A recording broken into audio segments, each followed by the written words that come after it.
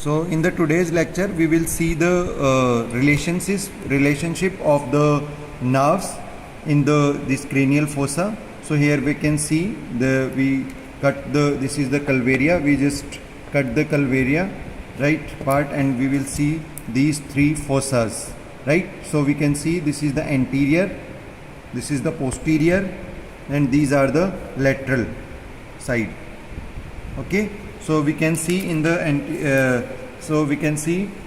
these are the three fosses we can see. So here this is the lesser wing of sphenoid. So from frontal bone to the lesser wing of sphenoid, we can see this is the anterior cranial fossa, and from this is the petrous temporal, and the superior aspect of petrous temporal in between, this is the middle cranial fossa, and on the posterior aspect this is the posterior cranial fossa. So this is the posterior.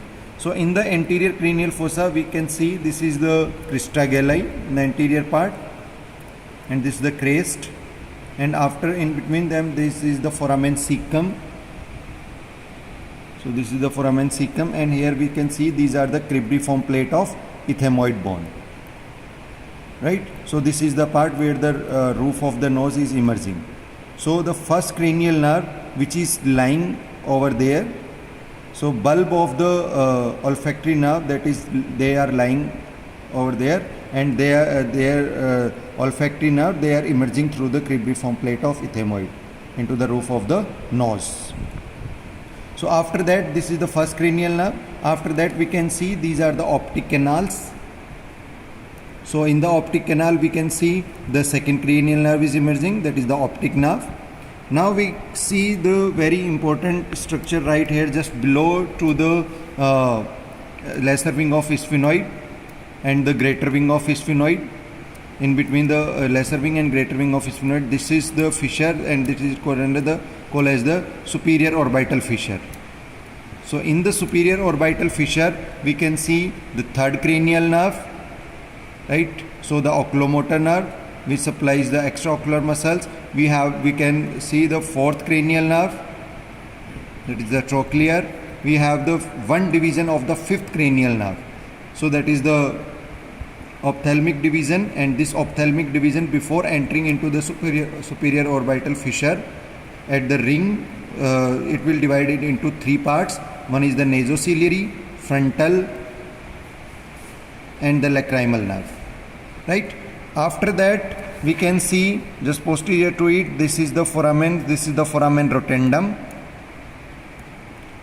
So this is the foramen, we can see this is not seeing at the base of the skull, so it is going towards the pterygopalatine fossa. So in that we can the maxillary nerve is emerging. Now posterior to that is the foramen ovale. So in the foramen ovale we will see the mandibular nerve is emerging. So these all three branches of the trigeminal nerve which is emerging from the superior orbital, foramen rotundum and foramen ovale, right? Then after that we can see the small foramina right here. This is the foramen spinosum, right? So this is the foramen spinosum.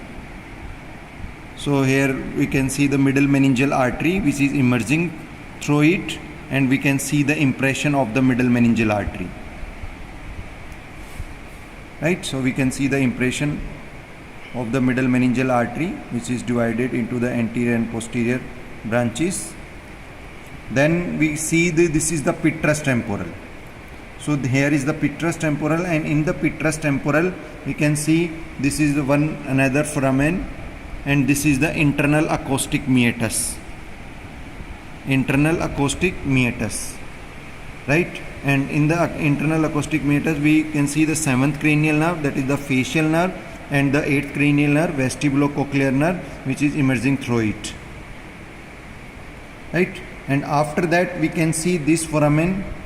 This is the foramen, this is the jugular foramen. So here we can see the jugular foramen. So in the jugular foramen we can see the 9th, 10th and 11th cranial nerve, glossopharyngeal, vagus, and the spinal accessory, right? And after that, this is the foramen ovale, foramen magnum, and from the foramen magnum, in the wall of the foramen magnum, we can see the hypoglossal canals right here. So this is the hypoglossal canal. So in the hypoglossal canal, there is the hypoglossal nerve, that is the 12th cranial nerve, which is emerging, right? So after seeing how the cranial nerve are attaching to the interior of the cranium, we will see the brain is covered by the three meninges. So three meninges are from outside to inward, that is the dura mater, that is the arachnoid, and the pia mater. So dura mater, that forms the fold, and which is important to be stabilize your cerebral hemispheres, right? Then we will see the folds of the dura mater. So dura mater is actually having the two layers. One is the one layer, it is tightly adherent to this bone, so that is known as the endosteal layer, and second, that is known as the meningeal layer. So the meningeal layer gives dip down, and they are making the folds, and from these folds they are in between these folds, and they are known as there are the sinuses, so they are known as the dural venous sinuses. So here we can see how the dural venous sinuses and these are attaching. So here we can see, so this is the first dura fold, that is the falx cerebri. So this is the falx cerebri, which is attached to the crista galli, then crest, and then superior calvaria, and then it is attached to this is your internal occipital protuberance. So it is attached to the internal occipital protuberance. So here it will gives a fold like structure, and that this fold in between, so this is the fold,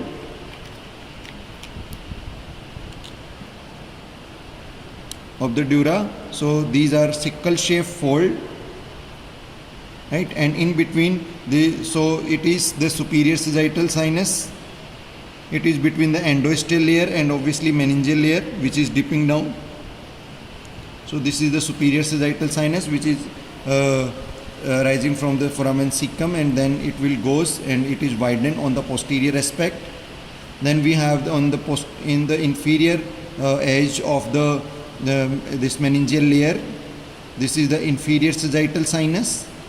So here we can see inferior sagittal sinus is only present on the posterior 2/3. Then we have this sinus. So at the internal occipital protuberance this is the transverse sinus. So here we can also see the impressions of the transverse sinus. So this is the transverse sinus, and this transverse sinus will continues into the sigmoid sinus. So here we can see the sigmoid sinus, and it will continue as the internal jugular vein, right? And we can also see the position of other sinuses, like we can see on the lateral side of the body of sphenoid. Here is the important sinus, that is the cavernous sinus, and here we can see these two intercavernous sinuses. Here there is the anterior and posterior intercavernous sinus. Then we have the superior petrosal sinus right here. So at the superior aspect of the petrosal bone, we have the superior petrosal sinus, and from the inferior aspect we have the inferior petrosal sinus, right? And there is another sinus that is known as the straight sinus. So if we see this model, so the straight sinus, so this dura fold, that is the falx cerebri. So this dura fold falx cerebri on the inferior margin of the falx cerebri. So this is your straight sinus. And then second, this layer, this is the dura fold, that is so this is known as the tentorium cerebelli. So it is in between the cerebral hemisphere and the cerebellar hemisphere. यहाँ पे cerebellum है और ऊपर cerebrum है. So it is between the cerebrum and the cerebellum. So it will also divide the whole cavity into the two parts, supratentorial part and in this is the infratentorial part, and we can also see this is the clivus. So this is the clivus, is here the brain stem is resting. So this is how about the old dural venous sinuses are there, and we can also see the dural venous sinuses also gives a depression onto the interior of the vault. We can also see these are the depressions for the arachnoid granules where the CSF is absorbed.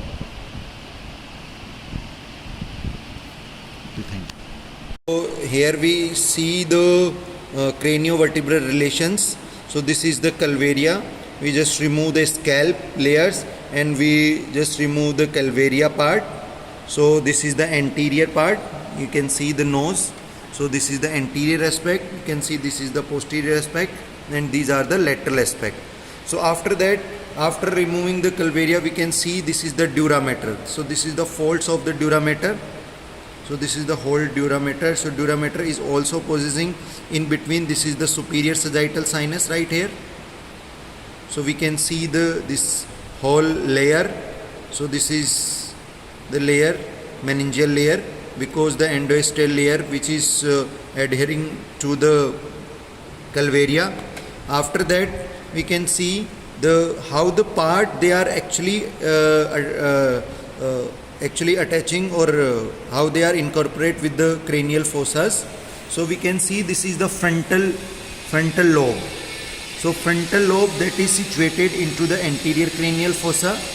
So here this is the anterior cranial fossa. So the frontal lobes, they are attaching onto the anterior cranial fossa.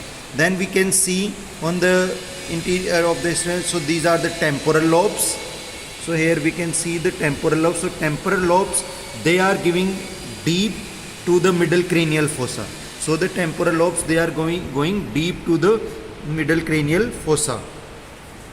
Here we can see the temporal lobes, they are going deep to the middle cranial fossa. Then we will see this is the cerebellum, and this is the brain stem, right? So brain stem and cerebellum. So here is a fold of the dura mater that is known as the tentorium cerebelli.